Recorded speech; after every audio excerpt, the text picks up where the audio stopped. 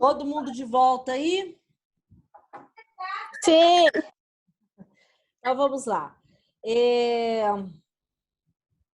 Então, dor psicogênica, sua etiologia, já falei aqui. Os traços concomitantes, né? O que é traço concomitante? Aquilo que vem junto. Luta e fuga, né?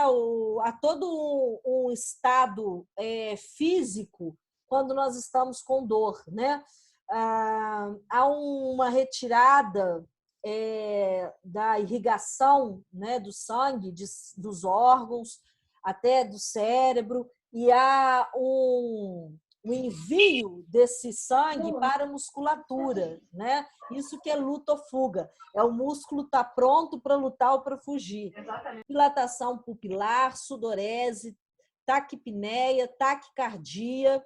Taquipneia é aquela respiração curtinha, né? E a taquicardia, aceleramento cardíaco. O Shurin de sangue, eu já expliquei para vocês, né? Sai das vísceras e vai todo não, né? Uma maior parte do sangue para a musculatura. Então, esse é o quadro da dor aguda. Aqui alguns exemplos de possibilidades dessa dor. Lesão mecânica, que é, né, vamos colocar assim, pernas, braços, os ossos, né, as fraturas. Mecânica porque vem de fora. Irritação química dos tecidos, os processos alérgicos é um exemplo. Queimadura, irritação dos tecidos também, gente, entraria a psoríase, tá? Queimadura, lesão da derme, epiderme ou hipoderme, aqui depende o grau da temperatura, né? Que é o famoso primeiro, segundo grau da queimadura. Estresse tecidual, né? Quando há o rompimento, né, do tecido, que aí pode ser como exemplo a isquemia. Distensão aguda das vísceras ocas ou dos vasos sanguíneos. Aí das vísceras ocas nós temos o estômago, né, que é a famosa cãibra, né? Ou o aneurisma, né, que vai ser uma dilatação, né, da veia que pode vir até um rompimento, né, e causar um óbito. O espasmo de músculo liso, que são as cólicas, né, como nós temos as cólicas menstruais, né, de intestinais e por aí vai. Todas essas dores têm o que em comum? O pico, né? Você está bem, elas vêm, alcançam um pico muito alto. Pico de quê? De limiar de tolerância, né? Limiar fisiológico, limiar de resistência, né? Permanece ali um tempo e depois ela some. Que ela pode vir também em crises, né? Some, volta. Vamos lá, até que seja descobrido a etiologia. Essa experiência da dor, gente, ela vem acompanhada de um quadro psicológico, que é a ansiedade. Quando a ansiedade ela está de forma muito grande, né, presente no paciente que está sentindo dor, nós chamamos de ansiedade aguda, né, um quadro específico da ansiedade, que tende a perdurar enquanto o sujeito está acometido da dor. Essa dor ela acontece, né? Eu vou explicar aqui primeiro o tópico 2, depois eu passo para o tópico 1. Por que a pessoa fica cometida da ansiedade? Por não saber o problema, né? Quando nós estamos com uma dor insuportável, passam 1 milhão de coisas na cabeça, né? Por exemplo, dor de cabeça, umas cefaleias. Às vezes porque não dormiu bem, às vezes porque está num momento, né, difícil, de muito estresse. O sujeito pode ter uma cefaleia. Ele já pensa que ele está tendo uma isquemia, né, que ele está com um tumor, né, já pensa tudo quanto é situação grave, né? Estou morrendo, né? E aí realmente isso piora o estado da dor, né? Se a pessoa ela é acometida por essa crise de ansiedade dentro do quadro de dor, a dor ela piora, ela fica desenfreada, né? A incapacidade de resolver, né? Toma um analgésico, a dor não passa. Toma um mais forte, a dor não passa. Isso vai deixando o sujeito em um estado de impotência. Medo de que a doença seja mais grave. Possibilidade que o sofrimento possa perpetuar. Eu acho que isso aqui é uma das coisas mais presentes, né? A sensação de que não vai passar. E é engraçado que sempre que a gente está com uma dor muito forte, tem sempre alguém do lado da gente falar assim, calma que vai passar, né? Mas a sensação é que o medo é que não passe, né? Eu acho que o único conforto da dor de parto é que, como a gente sabe que dor que é essa, que na hora que pôr o menino para fora passa, pelo menos dá esse alívio, né? E a vontade de pôr para fora, porque passa rapidinho. Insegurança quanto ao futuro. Que essa dor vai voltar? Que sequela que essa dor deixou? Eu vou ter que tomar remédio? Eu vou ter que operar? Então, todo esse quadro de incerteza, ele piora a dor. Ué, Jaqueline, então, assim, se a pessoa souber a causa, se ela souber da gravidade que não é muito grande, se ela souber do prognóstico, melhora a dor? Eu não vou te dizer que melhora, mas deixa de piorar, né? Porque quando a pessoa está num quadro de ansiedade, ela trava a musculatura, ela só piora. Então, acho que num momento em que o psicólogo que trabalha como psicólogo hospitalar, ambulatorial, né? Esse profissional, ele precisa ter isso aqui em mente, né? Como acalmar o seu paciente, né? Aí, aqui até no tópico 4 tem técnicas de tranquilização. Você explicar para o sujeito, claro, né, gente, dentro do limite do momento, né? Você vai ficar rezando uma ladainha na cabeça de quem está sentindo dor, né? Ele não vai conseguir nem te dar atenção, vai mandar você calar a boca. Mas de maneira mínima, reduzida, você dá uma segurança para aquele sujeito, né? Olha, pode se calmar, a sua dor, ela não diz de um grande sintoma, desde que o psicólogo saiba do que ele está falando, né? Você vai receber o cuidado, daqui a pouco esse remédio vai fazer o efeito, cerca de tantos minutos, e localizando a pessoa, né, diante do seu sofrimento. Isso vai, pelo menos, controlando o quadro da ansiedade. Vou voltar para o tópico 1, manifestações físicas da dor, da ansiedade aguda. Olha só, junto com aquele quadro que nós lemos da dor, né? Que é sudorese, palpitação, aquela coisa toda, o sujeito ainda vem com esse quadro aqui: tremor, mais palpitação, mal-estar precordial, aquela tonteira, boca seca, polaciúria e urgência missional, que dor de barriga, né? Vontade de fazer xixi, vai vindo tudo junto. Mais taquicardia, mais taquipneia e elevação da pressão arterial. Então, vocês percebem como que o quadro ele piora se o sujeito ainda vir com ansiedade. E eu atendi um quadro desse semana passada. É interessante quando essas coisas acontecem, né, que a gente está preparando a matéria, que a gente já vai ficando ligado. Eu recebi um paciente, tudo por causa do coronavírus, viu? Nesse momento vão vindo muitos quadros parecidos disso aqui. Meu paciente, ele tem já de longa data um quadro asmático. E aí as pessoas que têm esse quadro, elas estão muito aterrorizadas, né? Porque são do grupo de risco. Mas ele meio que conscientemente, meio não, conscientemente ele deu uma ignorada nisso. Não estou causado, não estou preocupado, ele deu uma banalizada na situação. Mas inconscientemente ele estava, né, baqueado, os nervos à flor da pele. Mas não ligava que o nervoso dele era disso. Ok? Só que aquela energia excessiva estava circulando ali dentro e toda energia tem que vir para fora. Toda energia tem que ter sua descarga motora.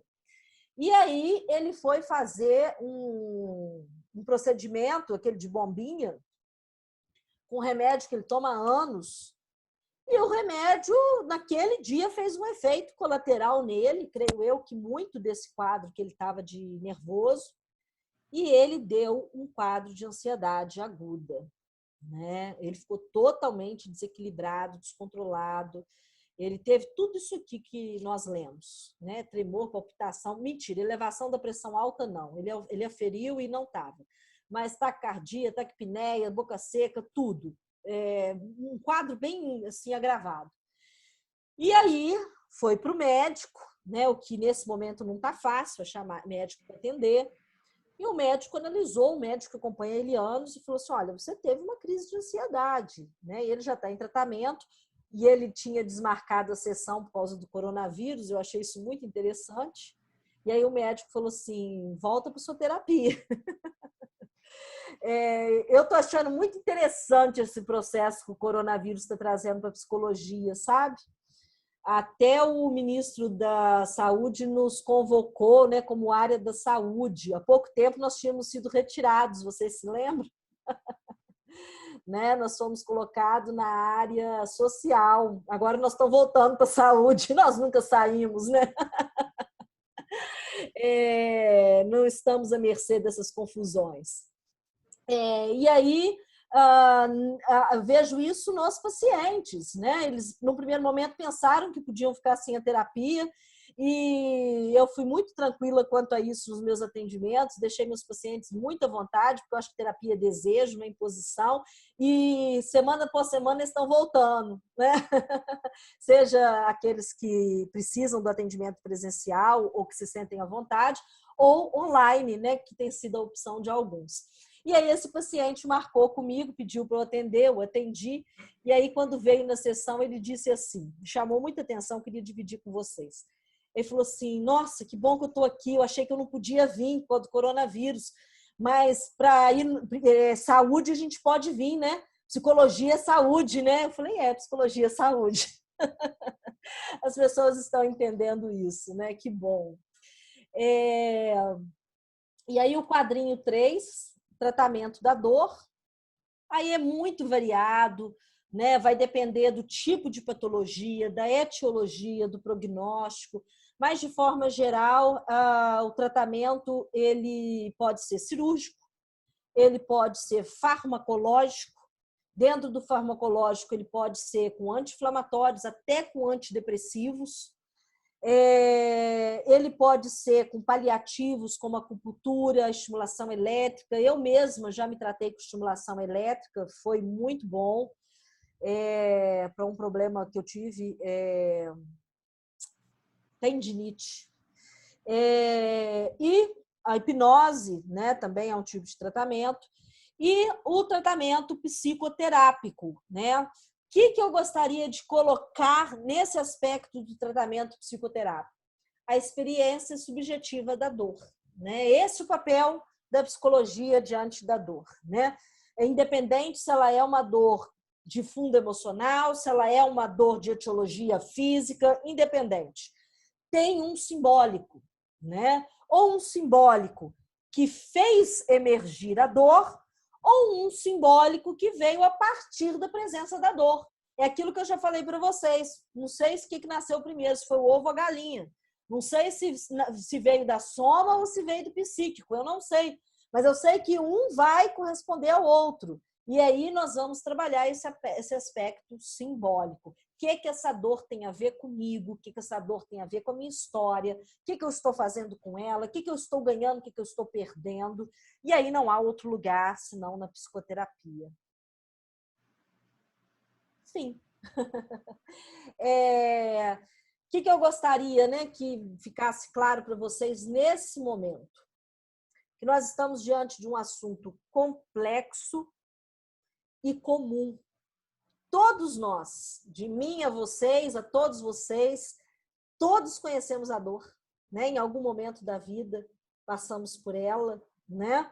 E embora ela seja algo extremamente de extremo incômodo, há uma banalização do seu impacto, há uma banalização dela enquanto experiência subjetiva. É só uma dor. Não é só uma dor, né? É a dor do sujeito, né? Se sou eu, é a minha dor. Então, o que eu tenho a ver com ela? Né? Não é apenas uma dor.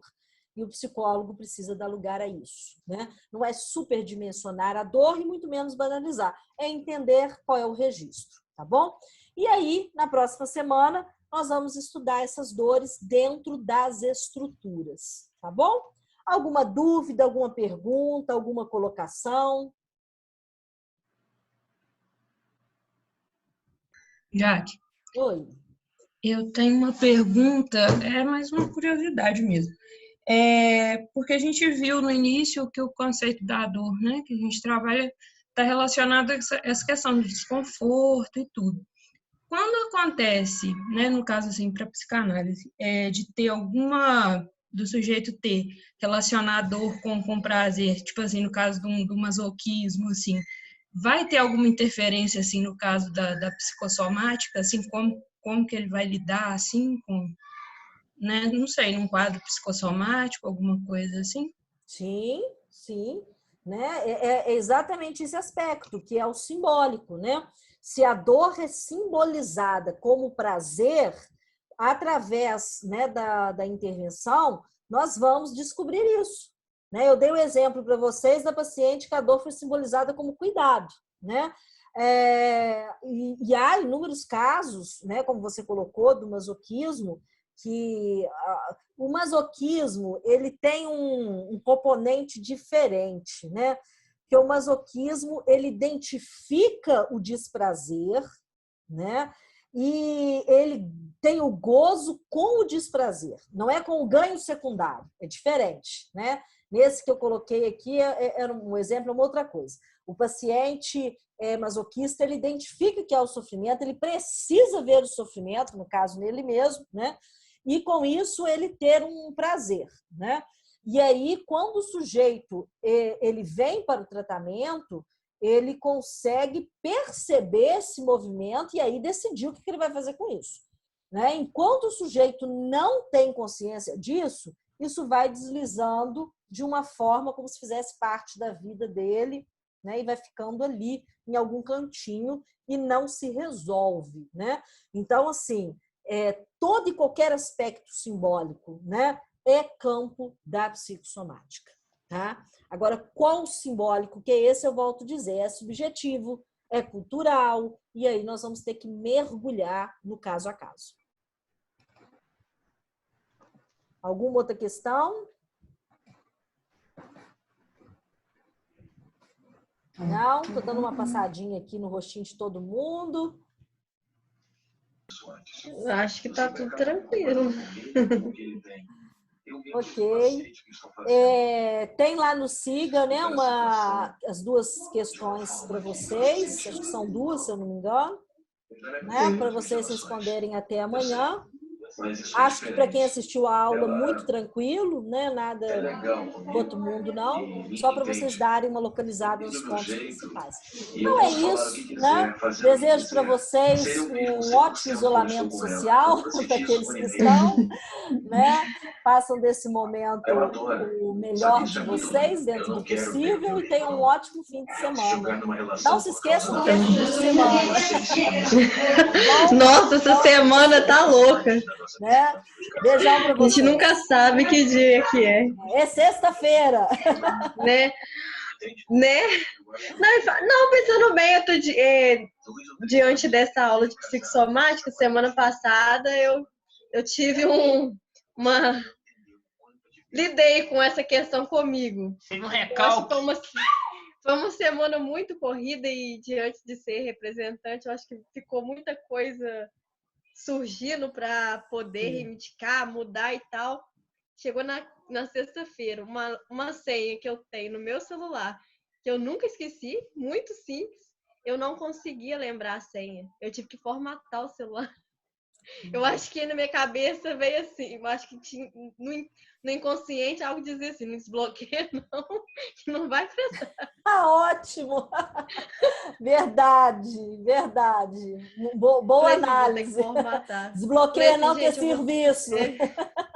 Falei assim, vou ter que formatar. E acho que a beleza, né, desse ato falho que você cometeu, né? Protegendo você e te sinalizando, sai do excesso, né? Se acautela. Né? E acho que todos nós, nesse momento, precisamos fazer as leituras corretas desses excessos. Né? Precisamos continuar tendo tempo, tendo final de semana, né, para se revigorar. Cada um como gosta, ok? Beijo para vocês. Beijo, bom fim de semana. Tchau. Tchau. Tchau.